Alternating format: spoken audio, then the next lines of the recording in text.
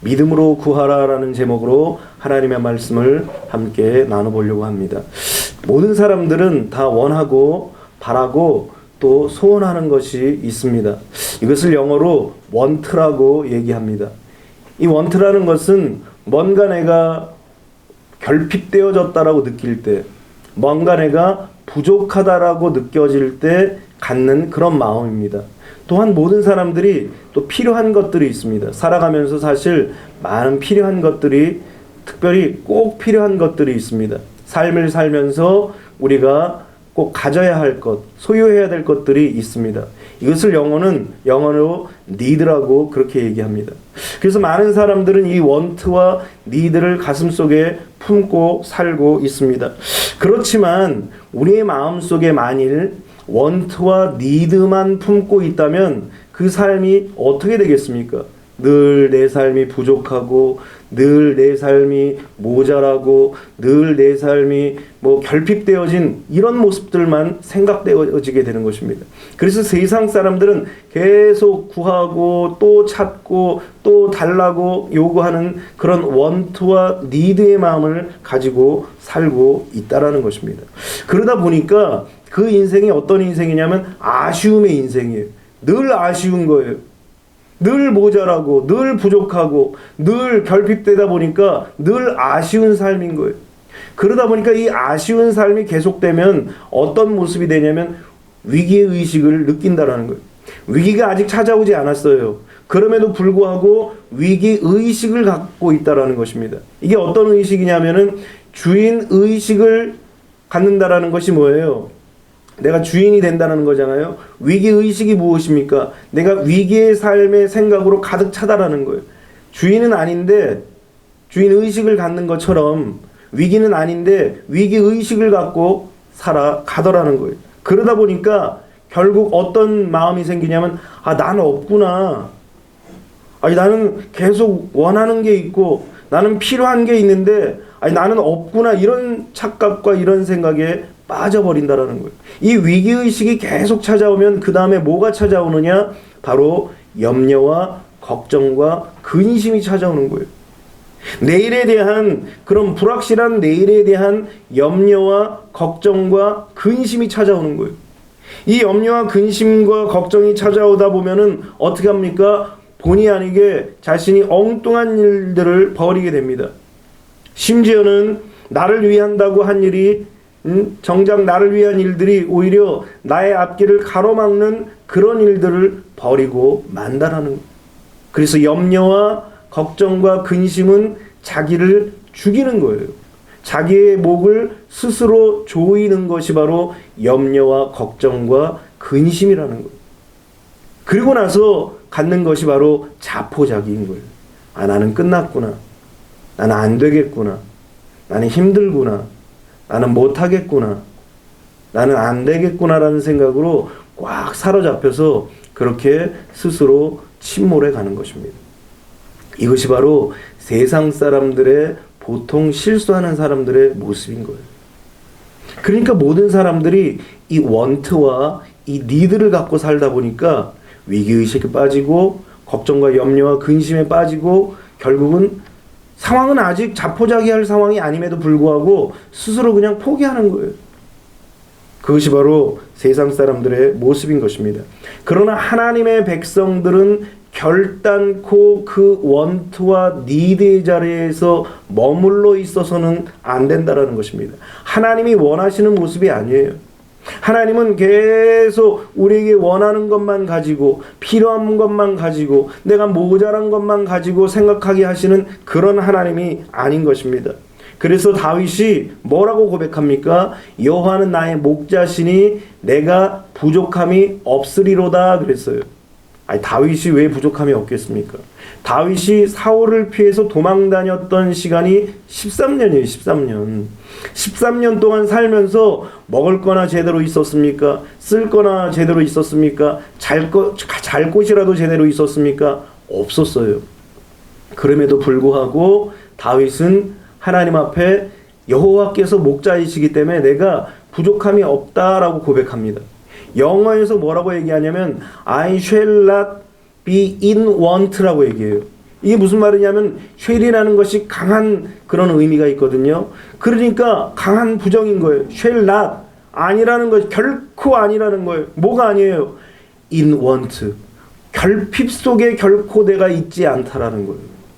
아니 지금 모자란 상황인데, 지금 부족한 상황이고 없는 상황인데, 아니 결핍된 상황 속에서 내가 절대 있지 않다라는 거예요. 왜 그렇습니까? 여호와께서 목자이시기 때문이라는 거예요. 그래서 예수님께서도 만나는 사람마다 뭐라고 그러셨어요? 내 믿음대로 될지어다 그랬어요. 내 소원대로 되라. 내 믿음대로 되라 그랬어요. 내가 뭘 믿느냐? 내가 뭘 소원하느냐? 내가 무엇을 따라가고 바라보고 있느냐에 따라서 주님은 그렇게 되라는 거예요. 그러니까 좋은 것을 바라보면, 좋은 것을 믿으면, 좋은 것을 소망하면 좋은 것이 될 수 있다라는 거예요. 반대로 나쁜 것을 바라보고 나쁜 것을 소망하고 나쁜 것을 소원하는 사람, 이런 사람도 그대로 되더라는 거예요. 그것이 바로 우리 믿음대로 되는 그런 역사인 것입니다. 하나님의 백성들에게는 세상 사람들과는 다른 또 다른 은혜와 축복을 주셨어요. 그것이 뭐냐? 입술의 고백대로 되게 하는 거예요. 마음에 품은 생각대로 되게 하는 거예요. 그런 놀라운 은혜와 사랑과 축복을 우리에게 주셨더라는 거예요. 그런데 하나님의 사람들이 이것을 잘 사용하는 것이 아니라 못 사용하는 거예요. 좋은 것을 생각하고 꿈꾸고 소원하고 바라는 것이 아니라 자꾸 결핍된 것들을 바라며 세상 사람들이 원하는 원투로, 세상 사람들이 필요로 하는 니드의 삶으로 살아가게 한다라는 것입니다. 여러분, 이스라엘 백성들도 애굽에서의 삶은 바로 원투와 니드의 삶이에요. 그저 모자란 것, 결핍된 것, 부족한 것, 이거 채우려고 했던 삶이에요. 그저 내가 필요했던 것, 요것만 채우려고 했던 그런 삶이라는 거예요. 그러니까 근시안적인 삶을 바라보면서 지금 당장 요 앞에 것만을 바라보니까 그냥 노예처럼 살아가는 거예요. 사실 그들은 노예가 아니었음에도 불구하고 스스로가 노예처럼 살아가는 거예요. 이 애굽의 정권에서 이끌면 이끄는 대로, 원하면 원하는 대로. 왜 그렇습니까? 지금 삶의 모습이 급급한 거예요. 당장 목구멍이 포도청이라고 입에 풀칠하는 것, 이게 우선이 되고 내 그냥 만족과 내 기쁨만을 추구하다 보니까 오히려 애굽이 원하는 대로 따라가는 거예요. 여러분, 이 히브리 족속들이 어떤 사람이었습니까? 히브리인들이 아니었으면 애굽이 있을 수 있는 방법이 없었어요. 요셉으로 인하여서 이 애굽이 대제국이 된 거예요. 모든 나라가 다 애굽에 굴복하고 말았던 거예요. 누구 때문에? 요셉 때문에. 그럼에도 불구하고 정권이 아무리 바뀌었지만 그들 스스로가 원투와 니드의 삶을 사니까 그냥 줄줄줄 스스로가 그들의 노예가 되는 삶을 살게 된 것입니다. 그러면서 하는 말이 우리도 열심히 살았다, 그런 얘기를 하는 거예요. 자기 위안을 가지고 사는 그러한 인생이라는 것입니다. 그러나 그런 삶은 결단코 결핍과 이 피로를 채우려고만 하는 삶이라는 거예요. 그 이상도 그 이하도 없는 거예요. 그렇다고 그들이 다 결핍을 채웠냐? 못 채워요. 피로를 다 채웠냐? 다 못 채워요. 여러분, 이 재벌들도 다 필요한 걸 못 채웁니다. 부족한 것을 다 못 채워요. 원트와 니드의 삶을 산다고 해서 결코 부족한 것, 모자란 것, 결핍된 것, 그거 다 못 채우고 삽니다. 그것만을 바라보고 살면 아무것도 이룰 수가 없는 것입니다. 그러면서 그들도 변명합니다. 여기서 애도 낳고 또 돈도 벌고 먹고 사는 것 아닙니까? 라고 변명을 하지만 과연 그게 미래가 있는 삶일까요? 결단코 미래가 없는 삶이에요. 여기서 내가 자녀를 낳고, 여기서 내가 돈을 벌고, 여기서 내가 터전을 삼고 이러고 살았더니 하나님께서 이 애굽의 정부에 의해서 자기의 자녀들을 빼앗기게 되는 거예요. 자기의 노동력을 착취하게 되는 거예요. 자기의 삶을 자꾸 빼앗기게 되는 거예요. 결국 원투와 니드의 삶을 추구하면은 결국 빼앗기는 거예요. 결국 놓쳐버리고 마는 것입니다. 얻는 것이 아무것도 없어요. 오히려 남은 것이 뭐예요? 통곡밖에 없어요. 내가 이렇게 살았는데, 내가 이렇게 열심히 살았는데, 내가 이렇게 최선을 다했는데, 그러면서 눈물과 통곡과 한숨을 쉴 수밖에 없다라는 것입니다. 이렇게 답답한 삶을 살고 있으니까 하나님께서 너무 안타까워서 그들에게 뭘 명령하셨습니까? 모세를 보내서 출애굽을 명령하신 것. 얼마나 답답하겠어요. 지금 눈앞에 있는 것만을 바라보면서 뭔가 추구하려고 요거 채우려고 애를 쓰고 있는 모습들을 보면서 하나님의 백성들이 그런 삶이 아닌데, 그런 삶이 하나님께서 원하시는 삶이 아닌데 그런 삶을 살아가는 모습들을 바라보면서 출애굽을 하라고 명령하시면서 가나안 땅에 비전을 주신 거예요. 그래서 하나님의 백성들은 지금 눈앞에 있는 것을 보면서 한숨 쉬는 자가 아니라 하나님이 주시는 원대한 꿈과 비전을 가지고 바라보는 자예요. 하나님께서 왜 이스라엘 백성들로 하여금 출애굽을 하게 하셨습니까? 가장 첫 번째 것은 바로 그 문화에서 떠나라는 거예요. 그 문화는 어떤 문화입니까? 죄악의 문화예요. 타락된 그러한 문화라는 것입니다. 뿐만 아니라 우상 숭배했던 그런 문화였습니다. 종교적으로도 타락했습니다. 도덕적으로도 타락하고 종교적으로도 타락하다 보니까 하나님께서 그 문화에서 떠나라는 거예요. 또 뿐만 아니라 왜 출애굽에서 떠나라고 합니까? 먹고 사는 것 위주의 삶을 산다라는 거예요. 그냥 지금 당장 채워야 되는 것, 지금 당장 필요한 것, 지금 당장 내가 손에 쥐어야 하는 것, 이것만을 바라보고 살다 보니까 하나님께서 애굽을 떠나라는 거예요. 여러분, 하늘의 소망이 이스라엘 백성들에게는 전혀 없어요. 하나님께서 이미 아브라함에게 그 땅을 주시겠다라고 약속하셨음에도 불구하고 이 이스라엘 백성들의 마음속에는 그런 소망이 아무것도 없다라는 거예요. 그리고는 오로지 쾌락만을 위해서 살기 때문에 하나님께서는 출애굽하라고 하신 거예요. 여러분이 쾌락이라는 것이 무슨 흥청망청만 사는 것이 쾌락이라고 생각하면 안 돼요. 내 만족으로 살아가는 것, 이거 쾌락입니다. 내 기쁨을 추구하려고 하는 것, 이거 쾌락이에요. 뭔 대단한 돈을 많이 써가지고 아니면 화려한 대로 살아서 쾌락이 아니라는 거예요. 작은 거 하나라도 내 만족을 위해서 산다면 그 쾌락인 것입니다. 작은 기쁨이라도 내 기쁨을 추구하려고 하는 것, 그 쾌락이에요. 이스라엘 백성들은 지금 입에 풀칠하는 그 하나로 만족하려고 하고 지금 숨 쉬고 사는 그 하나로 기쁨을 누리려고 했던 것입니다. 그래서 하나님께서는 출애굽을 명령하시고 지금 눈앞에 있는 원투와 니드로 살지 말고 저 미래에 하나님께서 주실 위대한 원대한 꿈인 가나안 땅을 향하여서 달려나가라는 거예요. 그런 비전을 가져보라는 것입니다. 야곱에게도 마찬가지입니다. 하나님께서 세겜에 눌러앉고 사니까 이 세겜을 떠나라고 명령하십니다. 왜 세겜에서 떠났습니까? 똑같아요. 야곱이 하나님의 명령을 받고 자기의 가족들을 보니까 그들 몸에 주렁주렁 다 우상들을 달고 있는 거예요. 목걸이며 팔찌며 반지며 그 새겨져 있는 문양들이 죄다 우상들이에요. 죄다. 그 문화 속에서 살고 있으면서 그 문화에 젖어 살았다라는 거예요. 오늘 요새도 마찬가지 아닙니까? 운세, 오늘의 운세, 이거 죄의 문화, 죄의 타락된 모습이에요. 그게 눈앞에 있어도 우리는 보지 말아야 돼요. 왜? 그것은 죄로 이끄는 문화이기 때문인 것입니다. 야곱이 자기의 가족들을 보고 심지어는 자기가 입고 있는 옷들을 다 보니까 이게 다 죄의 문화에 다들 젖어 있다는 거예요.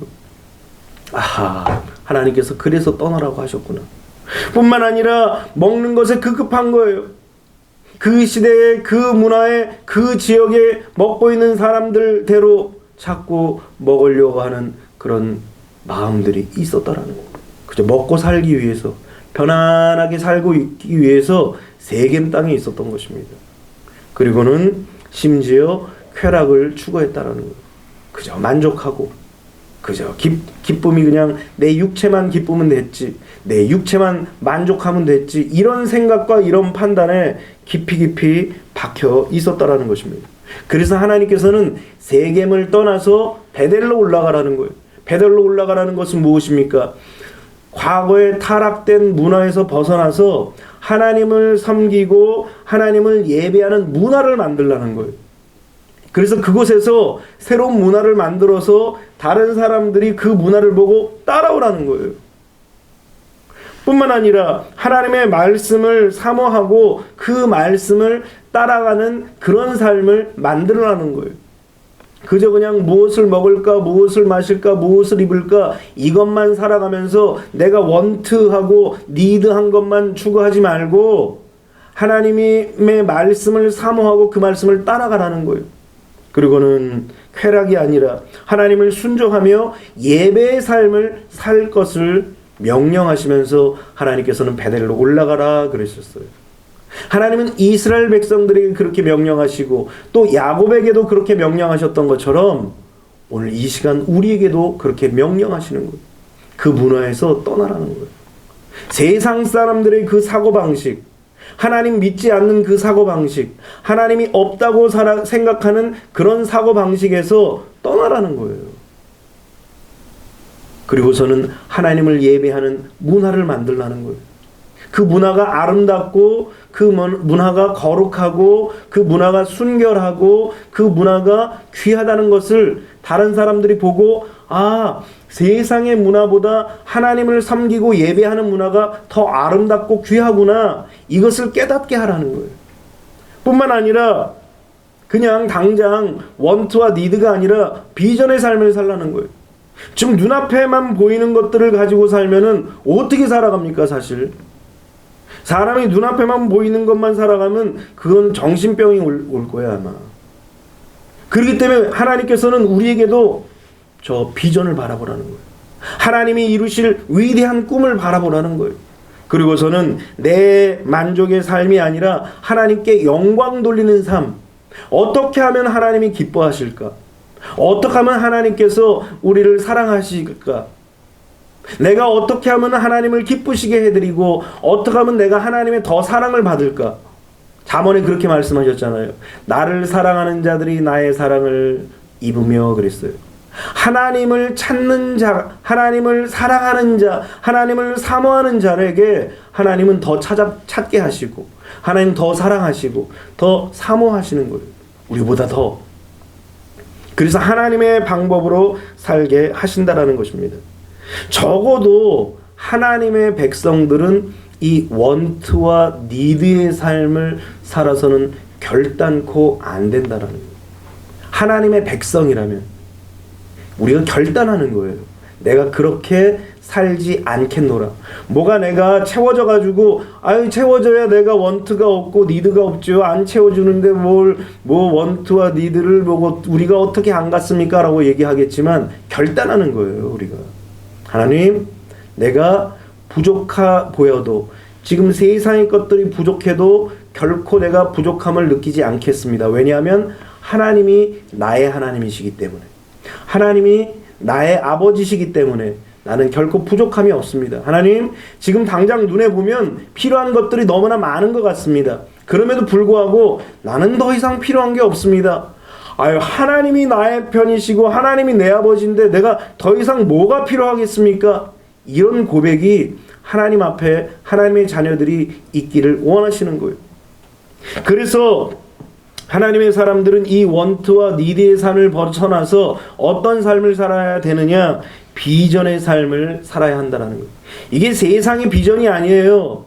하나님의 신령한 비전이고 하나님의 신령한 꿈이에요. 여러분, 요셉이 하나님 앞에 그 신령한 비전을 받고 신령한 꿈을 꿨어요. 그러니까 신령한 비전과 신령한 꿈을 꾸니까 노예로 잡혀가도 종살이를 해도 심지어는 감옥에 갇혀서 이제는 자기의 인생이 끝났다라고 생각하는 그 순간에도 마음속에 머릿속에 자기가 끝났다고 생각하지 않았어요. 위기의식이나 걱정과 염려와 근심이나 자포자기를 하지 않았더라는 거예요. 그것이 바로 하나님의 백성들의 특권이자 의무예요. 하나님은 그렇게 꿈과 소망과 비전, 신령한 비전과 신령한 소망과 신령한 희망들을 우리에게 주셨다라는 것입니다. 마치 애굽에서 떠나서 가나안 땅을 바라보게 하신 것처럼 젖과 꿀이 흐른다고 얘기합니다. 사실 그 땅에 젖과 꿀이 흐르는 땅이 어디 있겠어요. 그런데 그들 생각 속에 하나님께서 꿈을 심어주는 거예요. 그곳에는 젖과 꿀이 흐른다. 그곳은 하나님께서 약속하신 땅이다. 뭐 이러면서 하나님께서 막 그들 마음속에 신령한 꿈과 비전을 계속 심어주시는 거예요. 하나님의 백성들은 그거 붙잡고 살아가는 거예요. 이 땅에 필요한 거, 없는 거, 부족한 거, 결핍된 거, 이거 바라보는 것이 아니라 하나님의 위대한 꿈과 비전, 이러한 것들을 바라보고 달려나갈 때 하나님의 놀라운 역사가 나타나게 되는 것입니다. 물론 그 가는 길이 힘든 일이 있었어요, 없었어요? 있죠. 목마름도 있고 배고픔도 있고 추위도 있고 더위도 있고 위험도 있습니다. 그럼에도 불구하고 그들은 견뎌나갑니다. 뭘로 견뎌요? 기도하며 하나님의 말씀을 붙잡고 믿음으로 견디면서 이기며 나가는 것. 그것이 바로 하나님의 백성들의 특징인 것입니다. 가정도 마찬가지예요. 가정도 서로 간에 소망이 있어야 돼요. 무슨 일을 하더라도 소망을 갖고 희망을 갖고 또 하나님의 신령한 꿈을 서로에게 심어주는 거예요. 어렵고 힘들 때에 어렵고 힘드냐, 부족하냐, 없냐, 내가 기도하겠다. 내가 하나님의 앞에 이렇게 간구하겠다. 우리가 꿈과 소망과 비전이 있지 않냐? 이러한 희망과 이러한 소망이 있지 않냐? 이러면서 하나님께서 우리에게 은혜와 축복을 더해 주실 것이다. 우리에게 하나님이 아버지시지 않느냐? 예수님이 우리의 모든 죄 허물들을 다 위해서 죽으셨지 않느냐? 이러면서 서로 간에 비전을 주고 꿈을 주는 이 관계가 정말 선한 관계이고 아름다운 관계예요. 그런데 삶 속에서 없고 힘들고 부족하고 연약하고 나약하고 필요한 것들만 얘기하면 재벌들도 그거 다 못 채워요. 재벌들도. 우리에게는 원하는 것들이 너무나 많고 우리에게는 필요한 것들이 너무나 많기 때문인 것입니다. 오늘 본문을 보십시오. 이 아버지의 입장에서 볼 때는 아주 절대 절망입니다. 18절에 보면은 귀신이 어디서든지 그를 잡으면, 귀신이 눈에 보여요, 안 보여요? 안 보여요. 눈에 보이지 않는 존재가 이 아이를 잡으면 거꾸러져 거품을 흘리며 이를 갈며 그리고 파래해지는지라. 아우, 얼마나 힘들겠어요. 옆에서 아버지가 이렇게 보는데 이 아이가 다른 성경에 보면 킹 제임스라는 그런 성경에 보면은 이 아이를 귀신이 찢는다라고 얘기합니다. 그만큼 고통스러운 거예요. 여러분 귀신 들린 사람 보셨어요? 그래서 귀신 들린 사람을 수없이 많이 봤는데 찢는다라는 표현이 저거구나. 고통스럽게 하는 표현이 바로 이거구나라는 생각을 할 수 있듯이 막 너무나 고통스럽게 하는 귀신이, 심지어는 20절에 뭐라고 얘기합니까? 20절에 귀신이 예수를 보고 곧 그 아이로 심히 격려를 일으키게 하는지라. 이 찢어놓는 거예요, 사람을. 그가 땅에 엎드려져 구르며 거품을 흘리더라. 그런데 예수님께서 언제부터 이런 일들이 생겼느냐? 그러니까 어릴 때부터래요. 지금 청년이 다 되어서 성년이 됐는데 이 아이가 이렇게 어려서부터 거품을 물며 귀신이 이 아이를 괴롭히며 찢어놓는 거예요. 얼마나 고통스러운 상황입니까? 22절에는 그렇게 얘기합니다. 더 심해져요. 귀신이 그를 죽이려고 불과 물에 자주 던졌나이다. 와, 여러분, 귀신은 죽이고 멸망시키고 파멸시키려고 오는 거예요. 여러분, 귀신이 이렇게만 오는 게 아니에요. 우리 생각 속에 찾아와가지고 우리 생각 속에 죽이고 멸망시키고 파멸시키는 거예요. 아까 말씀드린 대로 위기의식을 누가 줍니까? 마귀가 주는 거예요. 걱정과 근심과 염려를 누가 주는 거예요? 마귀가 주는 거예요. 자포자기를 누가 주는 거예요? 마귀가 주는 거예요. 우리 생각 속에서 힘이 빠지고 용기가 빠지고 비전이 사라지고 희망이 사라지고 소망이 사라지고 그저 당장 뭘 채워야 된다는 생각만 갖는 것, 이거는 마귀가 주는 거예요.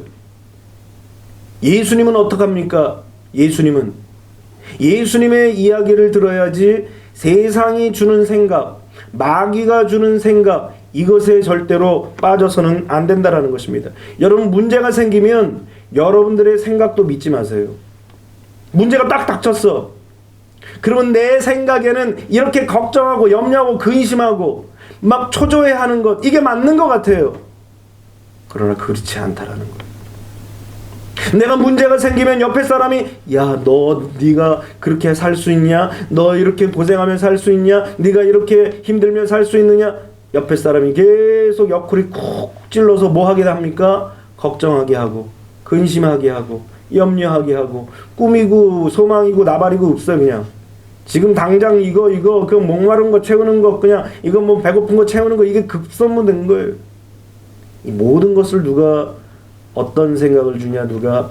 사탄이 그런 생각을 주시는 것입니다. 우리는 문제가 생길 때 내 생각도 믿지 말고 다른 사람의 말도 절대 믿지 말아야 돼요. 아무도 여러분들이 잘 되는 걸 바라지 않아요. 아무도 여러분들이 성공하는 거 안 바랍니다. 겉으로는 잘했어, 수고했어 하지만 속으로 에이, 내가 돼야 되는데, 내가 돼야 되는, 뭐 부자가 돼야 되는데, 내가 더 잘 돼야 되는데, 이런 생각하는 거예요. 예수님은 뭐라고 말씀하십니까? 예수님의 말씀에 우리는 반응하고 예수님의 말씀에 집중해야 돼요. 오늘 성경을 보니까 예수님께서 오히려 이런 상황을 보고 믿음이 없는 세대여, 내가 얼마나 너희와 함께 있으며 얼마나 너에게 참으리요, 그를 내게로 데려오라 그랬어요. 이 얘기가 뭡니까? 이건 예수님 앞에 문제가 아니라는 거예요. 여러분들 돈 없는 거, 때로는 좀 몸이 좀 불편한 거, 아픈 거, 또 삶에 어떤 모자란 거, 이거에 비하면, 귀신 들린 거에 비하면 여러분 아무것도 아니에요. 사실 예전에 보니까 어떤 귀신 들린 여자를 보니까 아본에서나 그냥 홀딱홀딱 벗어요. 등치가 산만하니까 좀 그나마 저기죠. 그런데 힘도 장사예요. 귀신이 들리니까. 귀신이 들리니까 또 어떤 여자는 또 수갑을 채우고 다녀야 돼요. 팔에도 수갑을 채우고 다닙니다. 안 그러면 그냥 앞에 있는 사람 좁혀는 거예요. 남자가 또 이 포악한 마귀에 들리니까 이거는 뭐 묶어놔도 그냥 덤비는 거예요. 그냥 애고 어른이고 여자고 남자고 노인이고 없어요. 귀신은. 그런 사람들한테 돈이 무슨 소용이며 옷이 무슨 소용이며 먹는 것이 무슨 소용입니까? 어떤 사람을 보니까 멀쩡해요. 겉은 멀쩡합니다. 근데 빼빼 말랐어요. 여자분이. 그런데 밥을 먹는데 고봉으로 이것을 5그릇을 먹어요. 고봉으로. 아무리 굶어도 이만큼 고봉으로 5번을 못 먹어요. 그러면서 뭐라고 얘기하는 줄 알아요? 더 먹을까? 이렇게 배고프지. 귀신이 그렇게 허기지게 하는 거예요. 그러니까 이 귀신은 귀신 앞에서 돈 부족한 거, 뭐 몸 좀 아픈 거, 뭐 우리 삶에 좀 갑자기 어려움이 이거는 유도 아닌 거예요. 아무것도 할 수 없는 거예요. 귀신이 역사하면. 그렇기 때문에 예수님께서 그렇게 고민하며 걱정하며 근심하는 자들에게 이 예수님께서 뭐라고 말씀하시냐면 믿음이 없는 세대여라고 하시면서 책망하시다라는 거예요. 문제는 뭐예요? 그것을 바라보고 그것에 빠져 사는 게 문제라는 거예요. 믿음의 눈을 가지고 믿음으로 바라봐야 되는데 지금 우리는 육신의 눈을 가지고 자꾸 내 문제와 어려움과 결핍과 필요만 바라고 산다라는 거예요. 그러면서 23절에 유명한 말씀을 하십니다. 할 수 있거든이 무슨 말이냐? 믿는 자들에게는 능히 하지 못할 일이 없느니라. 예수님께서 선포하시면서 우리에게 뭘 요구하신 거죠? 믿음을 요구하신 거예요. 오늘 여러분들의 마음속에서도 정말 필요하고 정말 원해야 할 것이 무엇이냐면 바로 믿음이라는 거예요. 오늘 이 믿음을 갖게 되시기를 주님의 이름으로 축원합니다. 물론 믿음은 하나님의 선물입니다. 하나님께서 우리에게 주셔야 돼요. 하지만 우리가 예수님을 신뢰하는 이 믿음이 있어야 돼요. 여러분, 귀신이 쫓겨나가고 병자가 치료되는 그 놀라운 기적의 현장 속에서는 무엇이 있었냐면 그들의 믿음이 있었다라는 거예요. 그들의 예수님을 바라보면서 소원을 가지고 있었다라는 거예요. 믿는 마음이 그들에게 있었다라는 거예요. 그래서 우리는 꼭 이런 마음이, 믿는 마음이 있어야 되는데, 여러분들에게 이 네 가지 믿는 마음이 있어야 돼요. 첫 번째는 예수님께서 나의 죄를 사해 주셨다는 이 죄사함의 믿음이 있어야 돼요. 이 죄사함의 믿음으로부터 시작하는 거예요. 예수님을 믿는 믿음은 죄사함을 믿는 믿음에서 거기서부터 본격적으로 시작되는 것입니다. 그리고서는 이제 예수님께서 나를 위해서 죽으시고 나를 위해서 부활하셨잖아요. 그런데 그 부활이 나도 부활한다는 사실을 믿는다라는 거예요. 이게 바로 거듭남의 믿음인 것입니다. 여러분, 거듭나야 천국 가는 거예요. 거듭나야 하나님의 나라에 들어갈 수 있는 것입니다. 이 거듭나야 비로소 이제는 우리는 새 생명을 얻는 존재가 될 수 있다는 것입니다. 이 거듭난 사람은 다음에는 무엇을 믿게 되냐면은 이제 죄에 대하여서는 죽고 의에 대하여서는 산 자의 삶을 살게 되는 것입니다. 이게 뭐냐면 거듭나고 보니까 아하, 내 삶이 과거에 살았던 이 삶이 잘못됐구나 그러면서 성령을 구하면서 성령 세례를 받고 또 성령의 충만함을 입으면서 전인 구원을 입게 됩니다. 이게 뭐냐? 영과 혼과 온 육이 이제 주님 오실 때까지 보존되기를 소망하는 마음으로 그런 삶을 사는 거예요. 그러니까 이제 새 생명을 누리는 삶을 살게 되는 거예요. 그러면서 우리는 어떻게 됩니까? 이제는 예수 그리스도와 하나 되어서 하나님께 영광을 돌리는 그런 믿음의 삶을 살게 된다는 거예요. 비로소 우리의 정체성을 발견하는 거예요. 전에는 무엇을 먹을까? 무엇을 입을까? 무엇을 마실까? 내가 지금 필요한 것이 뭔가? 내가 지금 결핍된 것이 뭔가? 이것만을 찾는 인생이었는데 예수님을 딱 온전히 이렇게 믿게 돼서 나의 정체성을 딱 찾으니까 이 모든 것들은 아무것도 아닌 거예요. 하나님 앞에 영광 돌리는 삶을 사니까 하나님이 이 모든 것들은 그냥 더해 주시는 거예요. 그럼 마태복음 6장 33절은 괜히 우리가 외우는 것이 아닙니다. 너희가 먼저 그의 나라와 그의 의를 구하라. 그리하면 이 모든 것을 너희에게 더해 주신다고 하셨습니다. 전제가 뭐예요? 먼저 구해야 될 것이 뭔가를 아는 거예요. 먼저 우리가 믿어야 될 것이 뭔가를 아는 거예요. 먼저 우리가 찾아야 될 것이 뭔가를 우리에게 전제로 가르쳐 주시는 거예요. 그러면 모든 것들이 따라온다라는 것입니다. 이런 사실들을 예수님께서는 이미 우리에게 주셨고 내가 믿음으로 결단하면 이제는 더 이상 원트와 니드의 삶이 아니라 이제는 비전의 삶, 하나님의 신령한 꿈을 꾸며 달려가는 삶을 살아가게 된다는 거예요. 여러분 100m 선수들도 마찬가지예요. 지금 눈앞에 있는 것만 바라보고 뛰지 않습니다.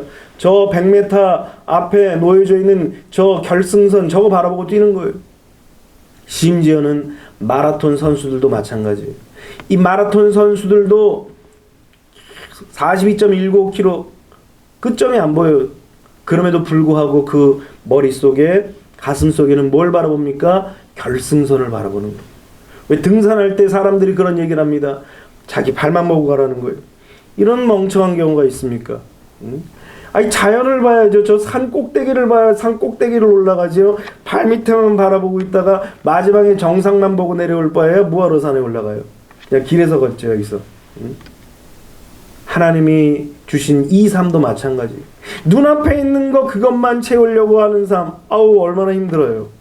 못 살 것 같아 난. 하나님께서 주실 꿈과 비전이 없이 어떻게 살아갑니까 솔직히. 사업을 할 때도 마찬가지 아닙니까?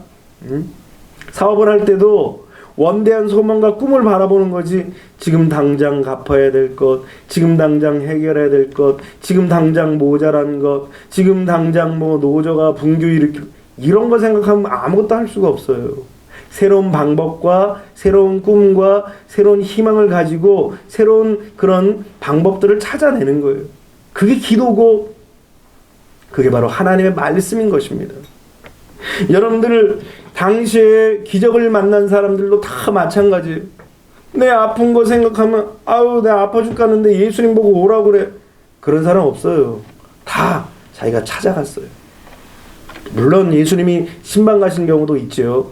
그런데 대다수의 사람들이 예수님을 찾아갔다라는, 그 혈류증으로 아파하며 피를 흘리면서까지도 이제는 마지막, 이제는 몇 방울만 더 흘리면 내가 죽는다고 그러는데, 그럼에도 불구하고 믿음을 가지고 주님 앞에 달려나간 거예요. 그런 자들이 내 믿음대로 될지어다 그러는 거예요. 내 믿음이 너를 구원하였도다 그러시는 거예요. 내 소원대로 되라 그러시는 거예요. 오늘 여러분들에게 이런 믿음이 있게 되시기를 주님의 이름으로 축원합니다. 이 믿음을 갖기 위해서 여러분들이 세 가지를 딱 하세요. 첫 번째는 믿음이 없음을 먼저 인정해야 돼요. 오늘 이 귀신 들린 아이의 아버지도 뭐라고 얘기합니까? 주님, 내가 믿음이 없습니다. 나의 믿음 없는 것을 돌아보시고 용서하여 주시고 나에게 믿음 주옵소서. 그러면서 믿음 없음을 인정합니다. 부족한 것을 인정해야 돼요.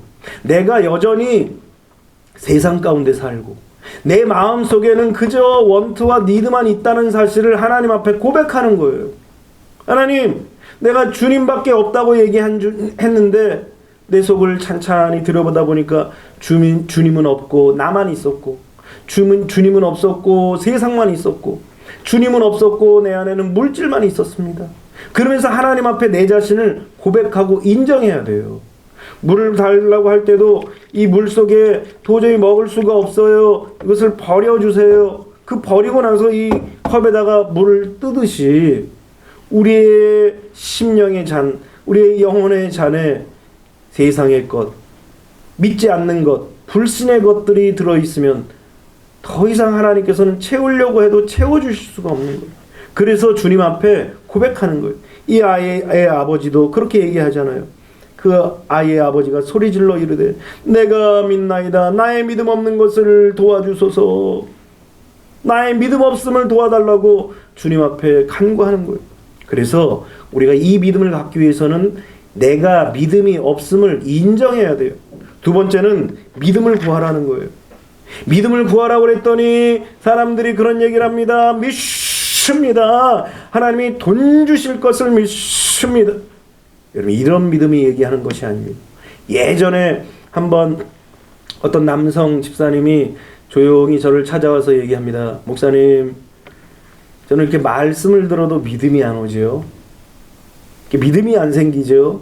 그런 얘기를 합니다. 나이도 저보다 한참 위이신 분이 신앙생활도 꽤 오래 했어요. 한 15년 했으니까 많이 했죠. 그래서 무엇을 믿고 싶냐 물어봤습니다. 그런데 거기에 답이 있는 거예요. 뭘 믿고 싶냐고 얘기하자, 내가 하는 일들이 잘 되길 것을 내가 믿고 싶습니다. 내가 옷 장사를 하는데 이 옷이 다 나갈 것을 내가 믿고 싶습니다. 그런 얘기하는 거예요. 로스 없이 이번 달에는 이런 복을 받을 것을 믿고 싶습니다. 이런 얘기를 하는 거예요. 잘못 믿는 거예요. 여러분, 우리가 믿는 것이 뭐라고 그랬지 아까?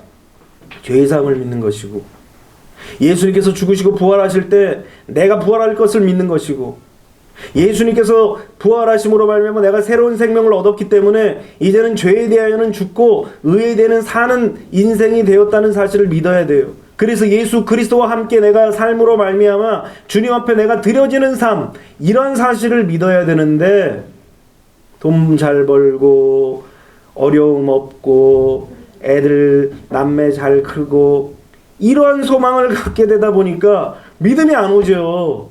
그런 믿음을 갖고 있는데 애들이 말썽 피는 거예요. 아유, 내가 이렇게 믿고 있었는데 왜 애들이 말썽 피죠? 아유, 내가 이렇게 기도하고 믿었는데 왜 올해는 매출이 안 늘어나고 마이너스가 나죠? 아유, 내가 돈 많이 벌려고 그랬는데 왜 돈은커녕 왜 손해가 오죠? 아니, 내가 잘 살려고 하는데 왜 오늘 사고가 났죠? 믿음이 안 올 수밖에 없는 거예요. 왜? 잘못 믿는 거예요. 잘못 믿는 것. 이스라엘 백성들도 하나님이 여전히 구름 기둥과 불 기둥이 있었지만 그거 바라보지 아니하고 이 목구멍이 포도청이라고 입만 바라보고 있으니까 불평하고 원망하는 거예요. 지금 하나님께서는 낮에는 구름 기둥으로, 밤에는 불기둥으로 지금 보호하시고 지키시는데 이것 바라보지 아니하고 그냥 당장 목마른 것만 생각한 거예요. 당장 먹을 것만 생각한, 이런 어리석음이 어디 있겠습니까? 그래서 우리는 뭘 구해야 되느냐? 믿음을 구해야 돼요. 어떤 믿음을 구해야 됩니까? 예수님이 온전히 믿어지도록, 나를 거듭나게 하시고 나를 거룩하게 하시고 나를 성령을 부어주시고 성령으로 충만케 하시고 전인 구원을 통하여서 영과 혼과 온 몸이 거룩해지며 지켜지고, 그리고 예수 그리스도가 내 안에 살아서 역사하시는 그런 삶을 믿도록 구하는 거예요. 이 믿음을 구할 때 하나님께서 왜 안 주시겠습니까? 예수님이 나의 주인이십니다. 예수님이 나의 온전한 주인이 되어주세요. 내가 원투와 니드의 삶은 너무 힘듭니다. 이제는 하나님이 찾아오시고 예수님이 나의 주인이 되어주셔서 그 주인인 예수님이 나를 인도하시고 이끌어 주옵소서, 이런 믿음의 기도를 드려야 되는 거예요. 그렇게 믿음으로 구하면 하나님께서 어떻게 해요? 믿음을 우리에게 주시는 거예요. 그 믿음으로 살아갈 때에 뭔가 일이 일어나고 역사도 일어나는 것입니다. 그리고 나서 우리가 해야 될 것이 무엇입니까? 믿음으로 고백하는 거예요. 오늘 이 아이의 아버지도 뭐라고 얘기합니까? 내가 믿나이다. 이제는 내가 믿나이다. 그러면서 믿음을 고백합니다. 오늘 여러분들이 믿음을 고백해야 돼요. 내가 예수님을 믿는다고 고백하는 거예요. 내가 나의 주인이, 전에는 나의 주인이 나였지만 이제는 나의 주인이 예수님입니다 라고 믿음의 고백을 드려야 되는 것입니다. 이제는 나의 전부는 예수님입니다. 이런 고백이 여러분들에게 겸손하게 고백되어져야 한다는 것입니다. 이렇게 믿음으로 고백되어졌을 때에 어떤 일이 일어나느냐? 25절로 27절 말씀을 보니까 예수께서 무리가 달려와 모이는 것을 보시고 그 더러운 귀신을 꾸짖어 이르시되 말 못하고 못 듣는 귀신아, 내가 네게 명하노니 그 아이에게서 나오고 다시 들어가지 말라 하시매 귀신이 소리 지르며 아이로 심히 경련을 일으키게 하고 나가니 그 아이가 죽은 것 같이 되어 많은 사람이 말하기를 죽었다. 그런 얘기야. 여기서도 세상 사람 소리 듣지 말라는 거예요. 세상 사람들은 항상 부정적이에요. 귀신 들린 모습을 보고 야 나가라 나가라 하지만 이 사람들은 뭐예요? 제일 재밌는 구경이 뭐예요? 불구경이잖아요. 귀신 들려서 난동 치는 거 멀리서 보면 재밌어요. 저도 어렸을 때 청소년 때에 은혜를 주셔가지고 기도원을 갔는데 귀신 들어가지고 막 난동을 치는 사람을 멀리서 이렇게 바라보는데 그것도 재밌더라고요. 막 잡으러 다니고 뭐 도망치고 뭐 쫓아오면 또 좁혀고 막 또 그걸 잡으면 또 그냥 귀신 들려서 맞았으니까 이제 때리는 건지 기도해 주는 건지 모르겠지만 또 좁혀며 기도를 합니다. 멀리서 보면 그것도 재밌어요. 세상 사람들은 그렇다는 거예요. 여러분들이 고통당하고 힘든 거 재밌어 합니다. 어떻게 되나 보자. 어떻게 이기나 보자. 그럽니다. 그런데 오늘 죽었다. 그 사람들이 그런 얘기를 합니다. 그런데 예수님께서 그때 그 손을 잡아 일으키시니 이에 일어나서 일어난 거예요. 믿음이라는 바로 이런 역사가 일어나는 것입니다. 오늘 여러분들이 그래서 뭘 구해야 되느냐? 믿음을 구해야 돼요. 그래야 원트와 니드에 빠지는 것이 아니라 하나님의 비전, 하나님이 우리를 구원해 주실 것, 하나님께서 영광스러운 모습으로 예수 그리스도를 다시 한번 이곳으로 보내주실 때 내가 올라갈 그 놀라운 비전, 이거 바라보는 사람들은 지금 당장 목구멍이 풀칠할 거 그거 생각하지 않아요. 왜? 하나님이 이것은 내가 기도만 하면 채워주실 걸 믿는 거예요. 하나님께 부르짖기만 하면 내게 이루어질 것을 믿는 거예요. 그래서 다윗도 여호와는 나의 목자시니 내가 부족함이 없으리로다. 그가 나를 푸른 초장과 쉴 만한 물가로 인도하시는도다 그랬어요. 지금 사망의 음침한 골짜기를 다녀도 해를 두려워하지 않는다라는 거예요. 왜냐하면 주의 지팡이와 막대기가 나를 안위하신다라는 거예요. 그래서 결국은 원수의 목전에서 오히려 상을 배설해 주시고 기름으로 내 영과 혼과 육의 모든 잔을 꽉 채워주셔서 풍성한 삶, 은혜의 삶, 은총의 삶, 축복의 삶을 살게 하신다는 것. 그 시작은 뭐예요? 예수님이 나의 구주와 나의 하나님 되시고 나의 주인 되신다는 사실을 먼저 믿어야 되는 거예요. 그래서 우리는 믿음을 구해야 되는 거예요. 오늘 이 아침에 여러분들이 하나님의 말씀을 듣고 믿음을 구하시기를 주님의 이름으로 축원합니다. 이 믿음을 구하고 이 믿음을 바랄 때 하나님께서는 우리에게 충만한 믿음을 주시는 거예요. 그 믿음으로 승리하는 축복의 백성들이 다 되시기를 주님의 이름으로 축원합니다. 기도하겠습니다.